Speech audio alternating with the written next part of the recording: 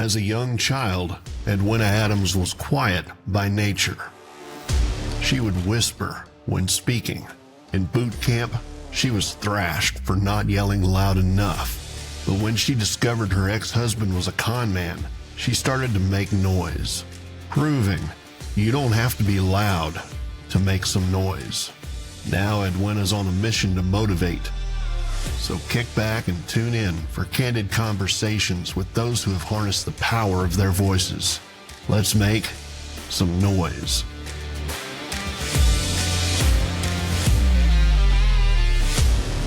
Welcome to Let's Make Some Noise, where you can make some noise no matter what you sound like. And NOISE is my acronym for a narrative of inspiration, strength, and encouragement. I'm your host, Edwina Adams, and I call myself an adversity architect because I love to encourage you and give you the tools you need to overcome your adversity and turn it into something positive. And I'm really excited today. I have somebody, a guest with us. Her name is Janice Scholl. She's a speaker and a podcaster. Her podcast is called Raising Middle School Girls, which I'm going to check that out. I love it. I've got a 10-year-old daughter myself, so that'll be an interesting podcast. But we're going to talk today about health crises.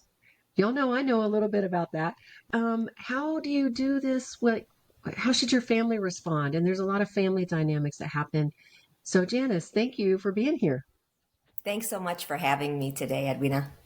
Yeah. So what started you down this path to talk about this? Yeah, so I love to talk to people about important topics, and podcasting has been my passion for quite a few years.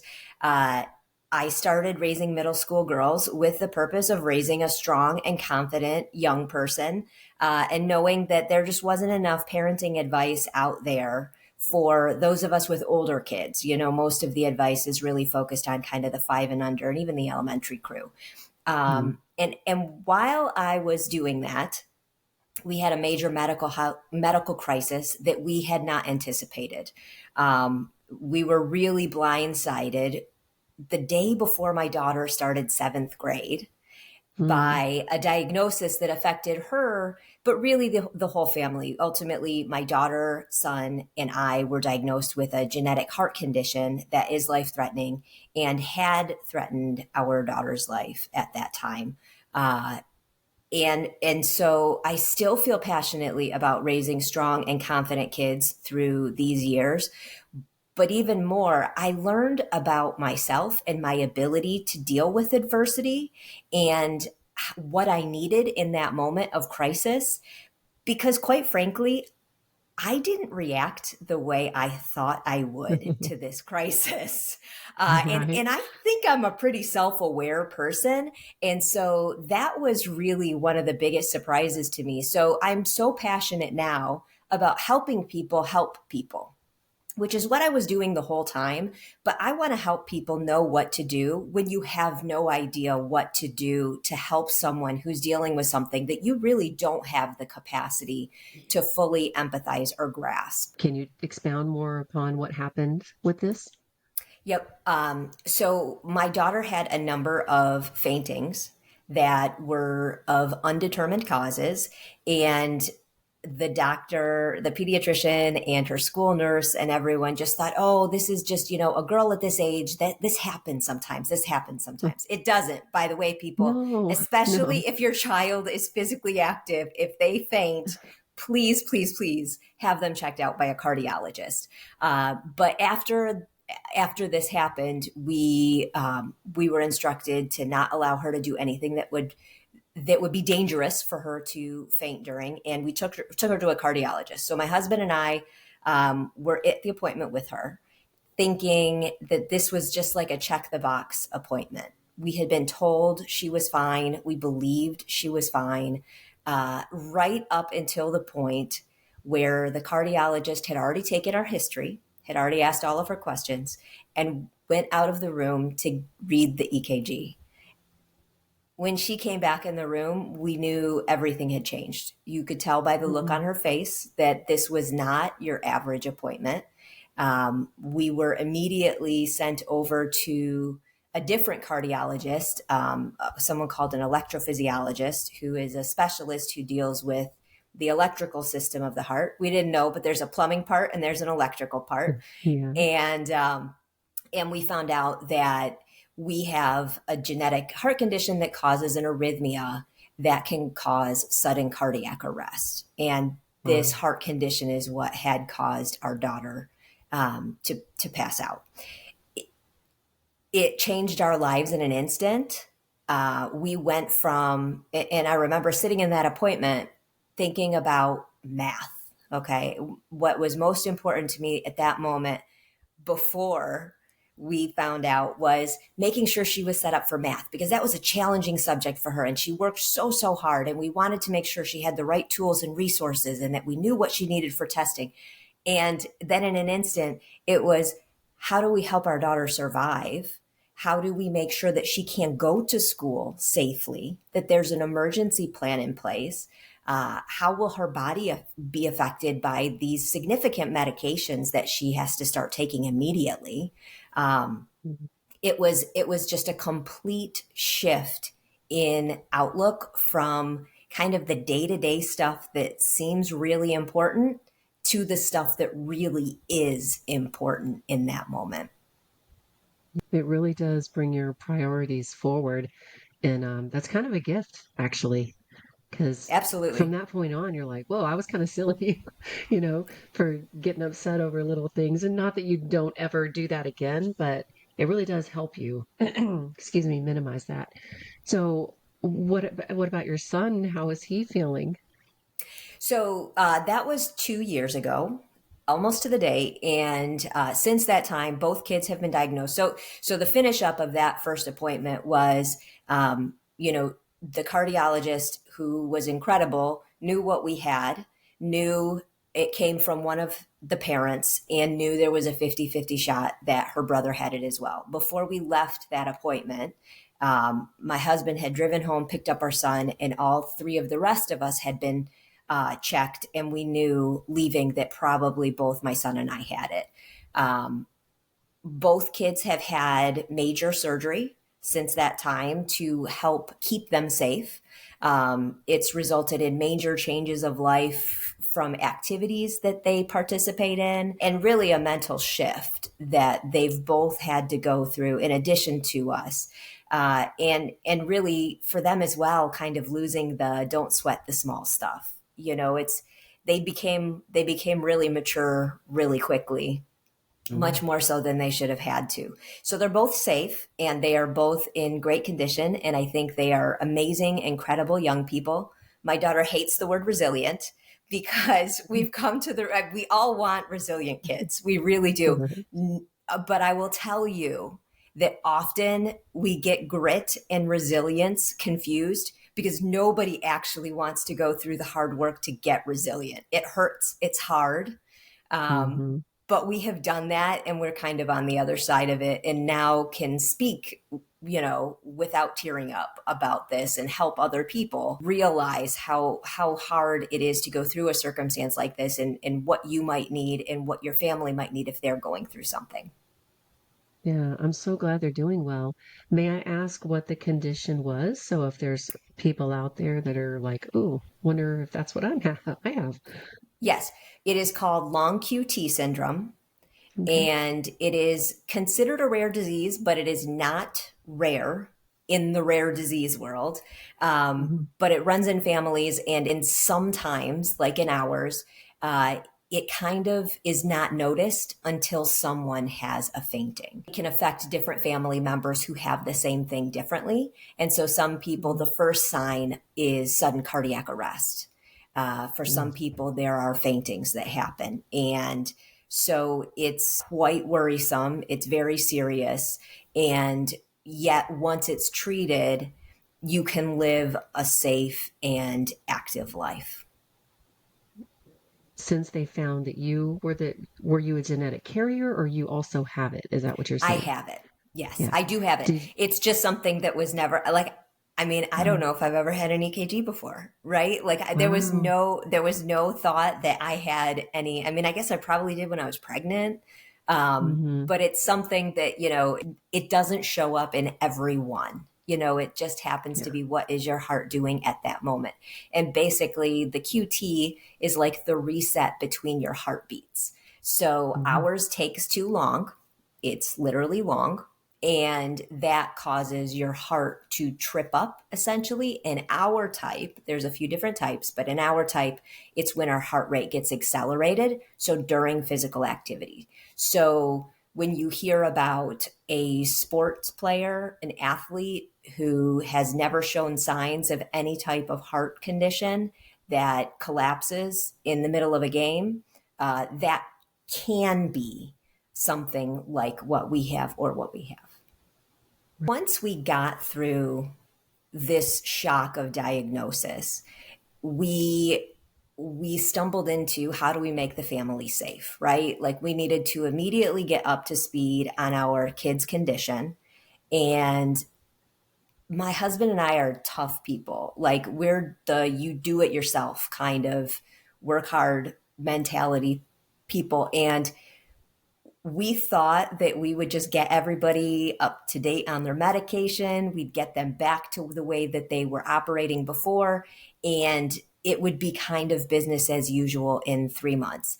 I think that's part of the denial because it's 2 years later and I can't say that we're back to business as usual. We have a new normal, but we don't have that old normal back. But we didn't have any form of normal for a very long time. I spent so much time talking to the nurses at schools, making sure that there was a cardiac plan in place, securing a family AED so that we could make sure that it was available when the kids were at activities, get right dosing the kids' medication, working through side effects. Every day, we were really having conversations about safety and explaining what was going on with 2 kids who looked perfectly normal. It's a condition that, unless you know it exists, it almost sounds unbelievable. And so it was so much more exhausting than I expected when we first found out. And I didn't understand how much pressure and how much grief this caused. The level of exhaustion and the level of like my inability to make decisions about other things was incredible. And that was not something that we had ever experienced. Until that point, it was like you just hunker down, you get things done, you work hard, you sweat it out, you get to the other side. And I just wasn't able to do that with this. I couldn't watch a 20-minute episode of something on Netflix. I didn't have the capacity, the brain power. I couldn't read a book. I couldn't read an article. I couldn't listen to music. That was too much noise in my ears because I was so exhausted. It'd get to be 5 or 6 o'clock and I'd be like, well, I know I got to feed the kids. But like I couldn't put in place the process to do it. Yeah. And that's what I want people to understand who have someone who is going through something that is grief and trauma and so significant.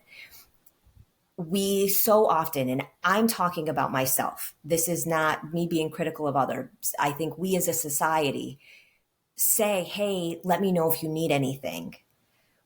But I couldn't come up with one thing I needed for 2 reasons, really. Number one, because my brain just wasn't braining. It was not working the way it was supposed to.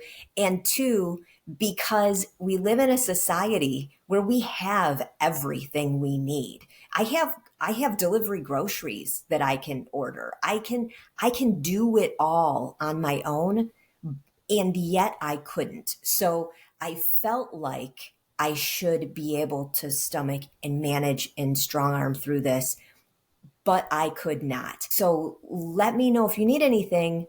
To me was if I let you know I need something, then I'm letting you know I'm not capable of getting through this. And also, I don't even know what to tell you.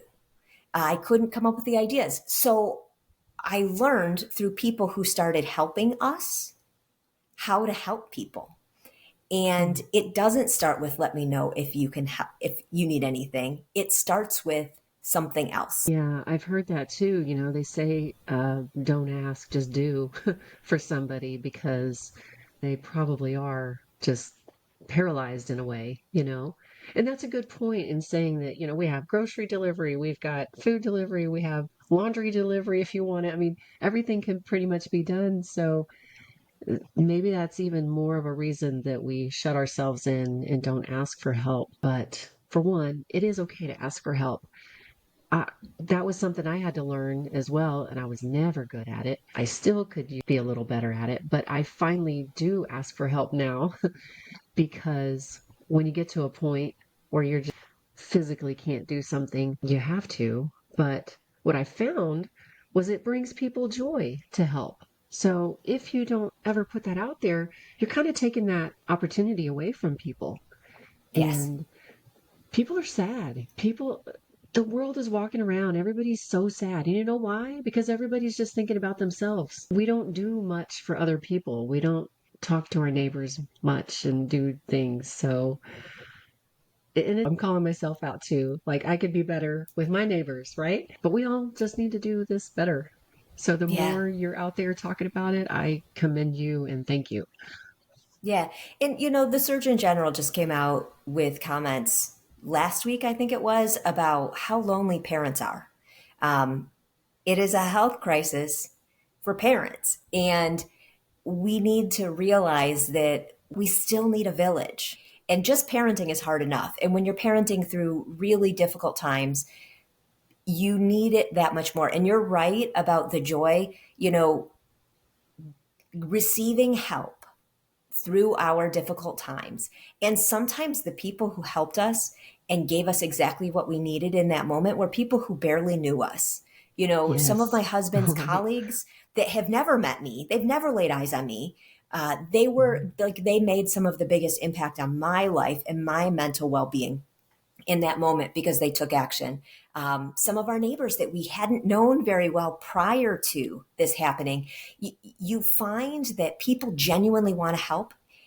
And many of the Mhm. people who want to help are paying it forward. Like, that's why I want to be able to help people now because I've received the benefit of that. Been given that gift of hope and relief when somebody has shown up Mhm. on my doorstep to feed my kids, to take care of my laundry, to do, Mhm. just acknowledge that, like, they get that the burden is too great in this moment.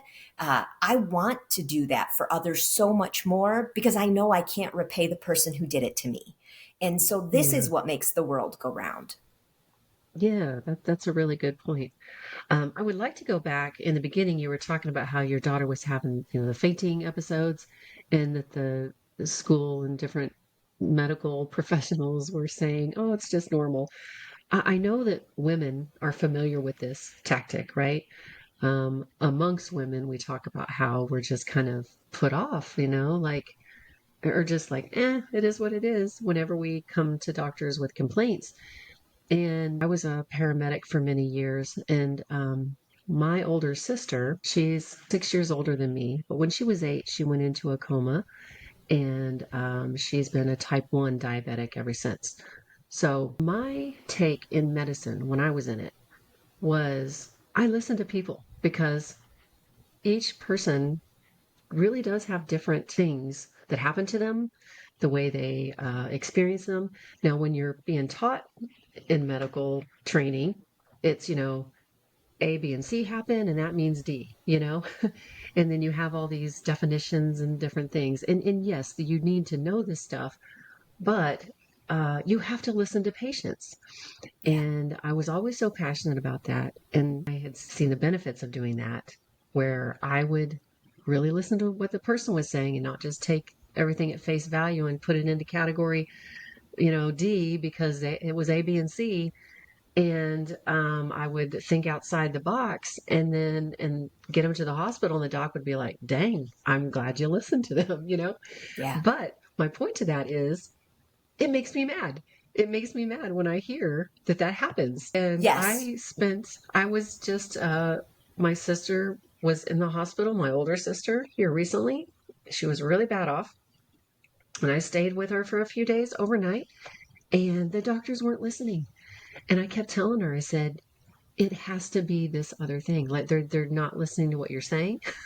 They're just saying, putting you in a box with everybody else. And I cannot believe this is happening. And sure enough, there was another problem but it just drives me nuts. It drives me nuts that people don't listen. So I hope the takeaway from hearing you and me rant about it is push back, fight for yourself, fight for your family member, and don't quit fighting. It'll make them mad. It will sometimes. Well, and I don't know if this could be any more of an example. I'm calling her events faintings, but like, to be clear, it is a miracle that our daughter is here with us today. We were told how lucky we are that we made it to a doctor's office to find out. And it happened more than once. And the doctor knew the first time it happened, but it didn't look, they just didn't know. They just didn't believe it could be something like this. As soon as we got to the cardiologist, they knew exactly what was going on. But if it doesn't make sense, and if it's your kid, if it's you keep pushing. It's exactly what you're saying. You may not know medical, but you know your own body and you know your child. And so that is something that, the experiences that she has had to live through that she shouldn't have had to, because maybe she could have only gone through this once, not multiple times. That's something that's really hard for me. And the fact that somebody could have a cardiac event and people who have witnessed it don't know they're having a cardiac event, that keeps me up at night. That, I think as humans, we think, and this goes back to, we believe we're going to act a certain way in an emergency, but our brains are telling us, no, it can't be this thing. Even when the reality, and I'm sure you know this as your experience, your career experience in the past, but a lot of times we convince ourselves it's not as serious as it is, even when we see it happening. And I want people to recognize that, like, sometimes you've got to take a moment, take in the facts of what's happening to say, is this plausible or is it something else? Yeah, very, very good information. So are your children do they participate regularly in sports and different things? Yeah, it's been a hard road to get back to. Both of our kids have gone through like a season of half a year where they could not be physically active at all. So coming back from that is really hard. And these are two really active kids. Both of our kids rode BMX bikes competitively and have done a lot of things. So it's been a really big lifestyle adjustment, but they are back to getting active. They are working to figure out what works for them today. And we are back to family travel. That was something, our family travels a lot. And so being able to travel and be safe and do all those things is something that we wanted to get back to. And we were able to this past summer, which is wonderful. That's kind of how our family bonds and feels whole. So we can do all the things that we had done and that we want to do. They just look a little different today than they did a few years ago. Well, that's awesome. And I'm glad y'all are able to travel and they're in their sports. You said they matured faster than they probably would have. But do you see any other changes in them that are positive? Yeah, so everyone has their own kind of composition spiritually. And so I'm not going to kind of profess that anybody should have the same belief system as I do. But, we have definitely leaned on our faith through this. And one of the things that I find really amazing that I've been able to do, which affects the kids and that the kids are recognizing, is like, as parents, we don't mean to, but we have an agenda for what we expect for our kids as they're growing up. We have got a plan for who they're going to be and how successful we want them to be. We see their potential and we try to help them rise to that occasion. But sometimes the path that our kids are meant to lead is different than the one that we have in our minds. And my kids are certainly living a life that is different than the one that I had planned for them and that my husband had planned for them. The beauty in that is that now I don't have to push my agenda anymore. They get to become the people that they're meant to be. And I see that happening. I see my daughter is incredibly driven. I would not be surprised if she ends up in the medical field. She's had enough medical experiences, and she feels really strongly about how we handle the mental health of kids who are going through life-threatening circumstances, as well as, helping people diagnose these complex conditions. So I see a path emerging for her. It's also made her incredibly driven. She just knows that life, it's not a given. This is something to be grateful for every day. And my son, it's made him so much more introspective.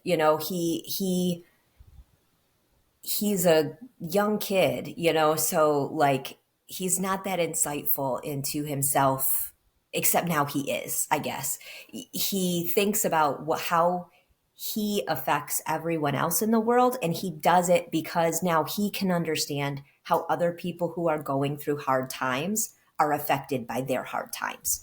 He believes that, the challenges that we've lived through are in part for us to help other people who are living through challenges. And I see him acting that out every day. And so those are incredibly positive. That's the resilience, right? Like those are the things I want my kids to develop. I just wish they could have read it in a book or, some other way. But there truly is positives that can come out of incredibly hard circumstances. And that's the other piece that I want people to understand is,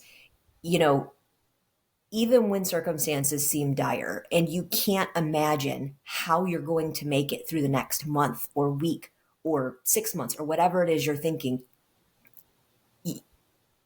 if you make it through, you will make it through and you will be a different person on the other end of it.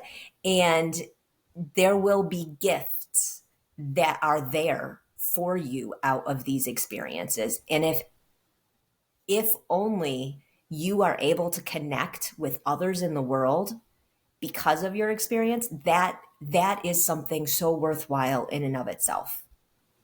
Yes, and that's what I mean by noise, because a narrative, the definition means the whole story, the good, the bad, the ugly, taking that and then turning it into something positive, just of inspiration, strength, and encouragement. And they're going to do that for many people. Definitely. Yeah, very, very cool. Is there anything you learned that made it easier, like whether it's even a certain filing system or whatever that I may not know about? Because there's all the stuff you have to keep up with now, I'm sure, different doctor's appointments and different things. So anything, or it could be something totally unrelated to that. Okay, there's a couple of things I'm going to recommend, and none of them is a filing system. If you have a really good filing system that you can recommend, I will take it, because that is one thing. Like, I am having to improve my organization. Absolutely. I literally had to drive up to school because my son forgot to take his medication, and I didn't remind him before he left this morning. So we're still working out the kinks, but we have to bond a lot as a family. We have to have an open and honest relationship with our kids. Their health depends on it.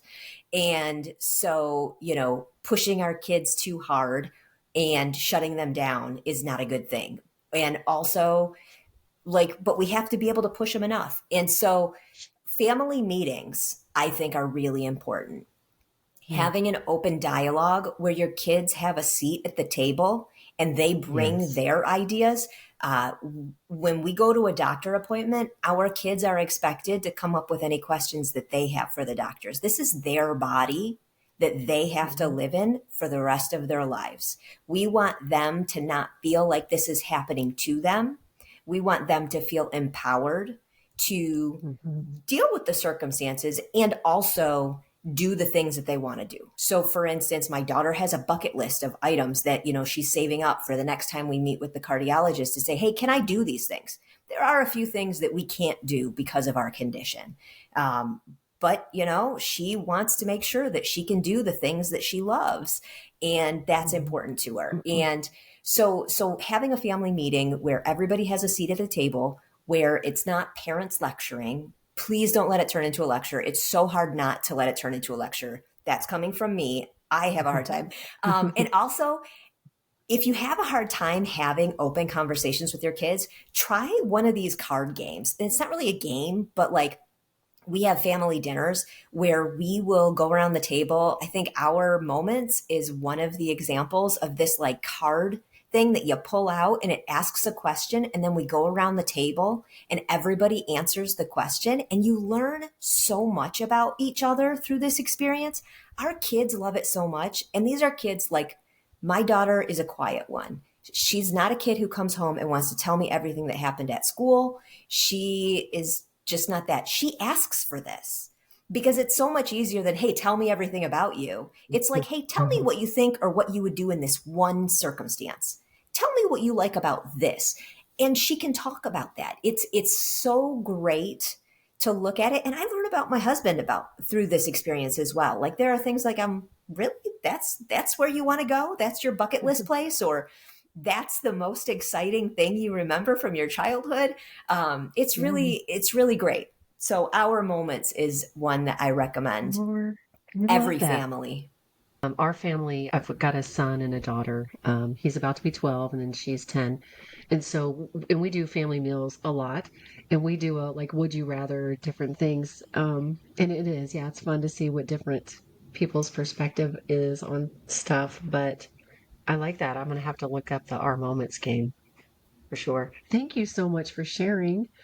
And it's a good reminder of several things, how to handle this type of adversity in a family setting like this, which is a big challenge. So I commend you for doing that and educating other people. And then a reminder to, for one, don't be afraid to ask for help.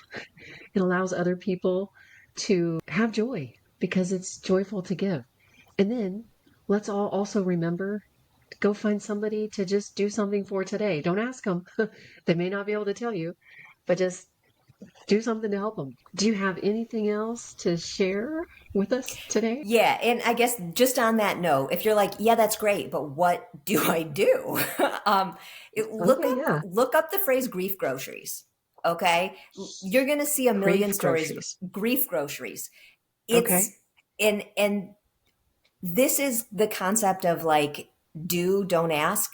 It doesn't matter if you get it 100% right. If you show up with the wrong milk, it's going to be okay. But just like pick a few things that you think would be helpful and show up on somebody's front doorstep, or have it delivered to them, and just let them know that they need to get it off the porch so that the ice cream doesn't melt or something. We had somebody from my husband's work just send a message and confirm, hey, are you going to be home at 10:30 in the morning? We have a food delivery coming to you at that time. And it showed up and we were like, we don't need it. And it was a day and a half after we had gotten out of the hospital with my son and didn't even know we were hungry. The food showed up at 10:30 a.m. It was dinner. We ate it in the kitchen at 10:30 a.m. because so that's the kind of thing that like, just imagine if you were overtaxed and you're spent, what could you use in that moment? And the effort will go so much further than actually the items, that they'll understand what the intent was. Love that. Yes. So again, this is Janice Scholl, and you can find her podcast is called Raising Middle School Girls, and check it out. I'm going to check it out. Janice, thank you again for being here. For everyone else, if you want to learn how to work with me, the Adversity Architect, you can find all my information at edwinaadams.com/links, LINKS, and all my stuff is there. Okay. Thank you so much for tuning in. Have a good day.